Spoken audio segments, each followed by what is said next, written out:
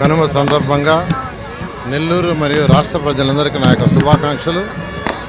ఈరోజు నెల్లూరులో కనుమ పండుగ సందర్భంగా తెప్పోత్సవం జరుగుతుంది.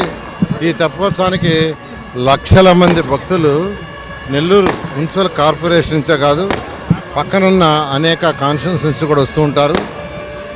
అయితే నిజంగా ఈరోజు ఎంతో ఆనందంగా ఉంది. దానికి కారణం ఏంటంటే 2014-19లో నేను మంత్రిగా ఉన్నప్పుడు మొదటిసారి ఇక్కడికి వస్తే అక్కడంతా బుడదలో నీళ్ళలో భయంకరమైన బుడదలో తెప్పోత్సవం జరిగేది.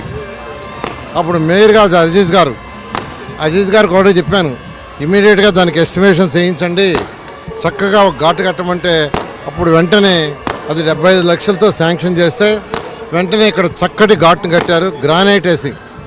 ఆ డిజైన్ మొత్తం అజీజ్ గారే దాన్ని డిజైన్ చేశారు. వారికి కూడా ప్రత్యేకంగా నేను ఆయన అభినందిస్తున్నాను.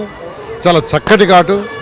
ఈరోజు నేను వచ్చాను ఇక్కడికి, వచ్చి యాక్చువల్గా ఇన్స్పెక్షన్ చేశా.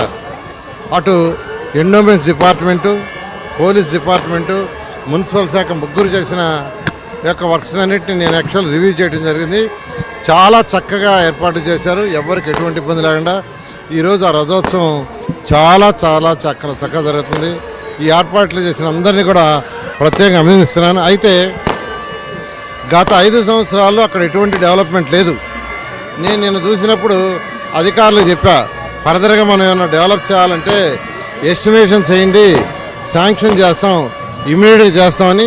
నెక్స్ట్ తెప్పోత్సవానికి ఖచ్చితంగా ఇక్కడ కొన్ని ఏర్పాట్లని పెంచడం జరుగుతుందని నెల్లూరు ప్రజలందరికీ సవినయంగా తెలియజేస్తూ 2014-19లో ఏవైతే పనులు ఆగిపోయినాయో అన్ని పనులని ఈ 5 సంవత్సరాలు పూర్తి చేస్తామని నెల్లూరుకి ప్రజలందరికీ తెలియజేస్తూ ప్రతి ఒక్కరూ ఆయుర ఆరోగ్యాలతో సకల ఐశ్వర్యాలతో ఉండాలని ఆ భగవంతుని కోరుకోవడం జరిగింది. Thank you.